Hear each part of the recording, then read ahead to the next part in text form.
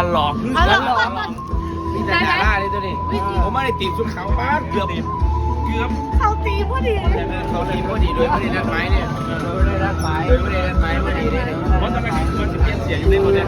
บอกว่าเอ้ยคนต้องเปลี่ยนตัวนี้กันได้ไหม ได้ เปลี่ยนเป็นสีขาวแล้วเนี่ยไอ้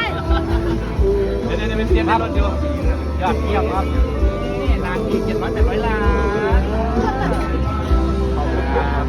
เป็นพระเอกหรือนางเอกไอปีเบอร์เดย์ครับต้องการขอบคุณครับเย็นๆมาก ไอ้ก่อนเนี่ยเขาเอาจะฝากเอา